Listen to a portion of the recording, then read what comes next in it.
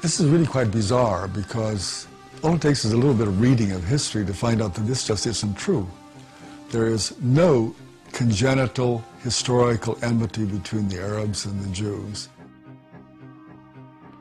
The Jews flourished in the Arab world at a time when they were being persecuted throughout all of Europe. At the end of the 19th century, because of anti-Semitism in Europe, European Jews began to try and figure out a solution to the Jewish problem. A very small minority adhered to Zionism, the idea that the only place in which they could be safe is within a Jewish state. Zionist Jews actually had a design on the land of Palestine, the idea of creating a homeland for Jews in the land of Palestine. And this is really the beginning of the conflict. The mainstream Israeli Jewish society believed, because that's the way they had been educated, that Palestine was empty, had been empty when the Jewish settlers came there. Who paid the price when they settled there? Is it really true that Israel was a land without a people for a people without a land? Palestine was not empty. It was a land populated by Arabs who had a high level of culture, a high level of education. With farms and markets and towns and villages and roads and commerce and lots of interaction with the rest of the world. The population was overwhelmingly Arab.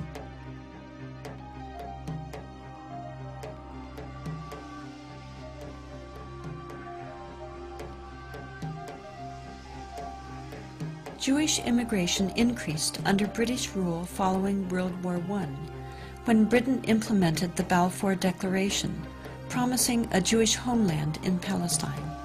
This measure conflicted with Britain's previous promise of self-rule for Arab inhabitants throughout the region. Britain was basically extremely supportive of the Zionist movement. It helped to establish all of the structures of a state. At the same time, the Arabs of Palestine were denied the right of self-determination.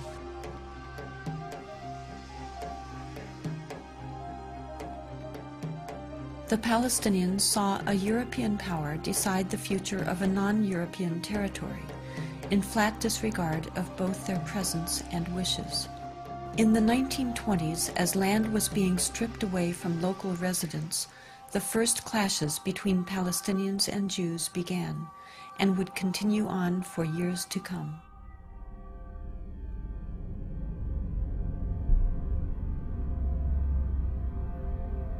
Until the early 1930s, the Jewish population of Palestine remained under 17%.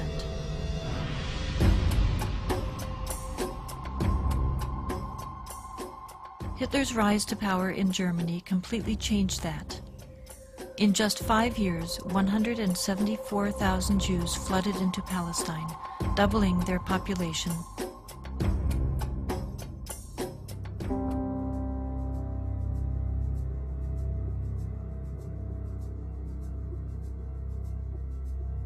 As the world attempted to make amends for the horrors of Nazi genocidal policies, efforts to make Palestine a Jewish homeland increased. The Palestinians, they were not the Nazis. They were not responsible for the Holocaust. But they were the ones who paid the price. In 1947, with the conflict spiraling out of control, Britain decided to turn the problem of Palestine over to the United Nations. The UN, under pressure, proposed to divide the land into 2 states, an Arab state and a Jewish state. Arabs were to be given 43% of the land, despite the fact that they made up more than 2/3 of the population and owned over 92% of the land. Jews were to be given 56%, although they comprised only 1/3 of the population and owned less than 8% of the total area. Nevertheless, they were given not only most of the land, they were given the most fertile land. Zionist leaders took advantage of their superior military preparation and immediately began occupying major Arab cities in Palestine.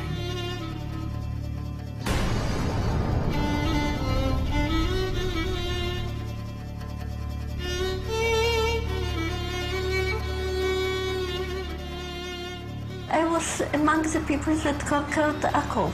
We were walking around, we entered a flat.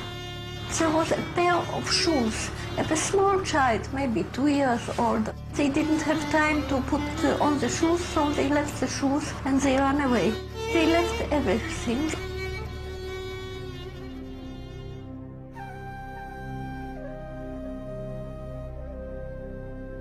We found out that there was a systematic expulsion of Palestinians, and there was, as I said, there was an ethnic cleansing operation taking place.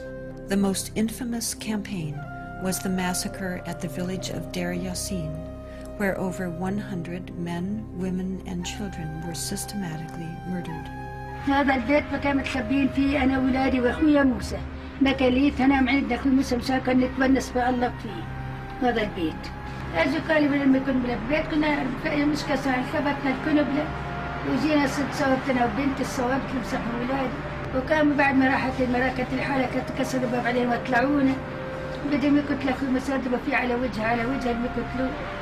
اتناولت 250 ليرة من عدة وقلت يا خواجة بس مشان الله الطالب بالدسات قلت للشي قال لي كتير انت كويس هات المصاري بارس اخوتي الحنو شو تسوي شي اخوتي الحنو اجراك يا ويلي هي زمتك على السلام كحلي هذا اللي يعود حط لك الكومسير ويكون راسك يمسك الدواء حط لك 5 مليون تحت راسك.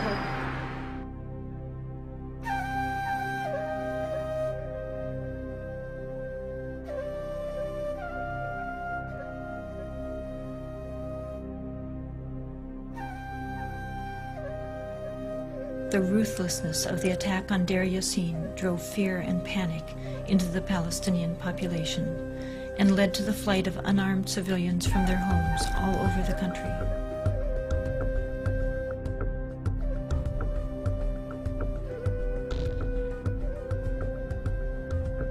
As a result, maybe 300 or so thousand Palestinians had already been expelled before the first Arab soldier entered Palestine. Some of the neighboring Arab armies finally intervened after May 15, 1948, when Israel officially announced its statehood. Although there was a lot of war rhetoric on the Arab side, very few Arab soldiers were sent into the battlefield. And actually, for most parts of the war, there was superiority on the side of the Israeli army.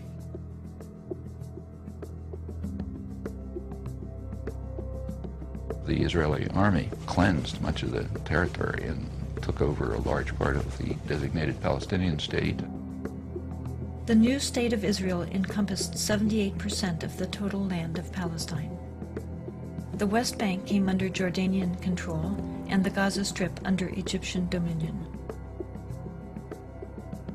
Although a truce was declared between Israel and the Arab states, true peace remained elusive, as over 700,000 Palestinian refugees languished in nearby camps, often in sight of homes to which they still held the deeds and a deep desire to return. Most of the deserted and evicted Palestinian villages were erased from upon the earth and were either turned into Jewish settlements or into fertile land. Of the 500 Palestinian villages in what became Israel in 1948, 400 were destroyed. These efforts to destroy the possibility of their returning home were countered by the United Nations, which continues to affirm their human right enshrined in international law and morality to return. A Palestinian who had lost her land or lost his land as the result of the creation of Israel in 1948 cannot come back even for a visit. I can go back to Israel as if I were returning and claim immediate citizenship, having no historic tie, speaking no Hebrew, knowing no one in the country, having no family who ever was there. All that one needs is being Jewish, a religious group like any other.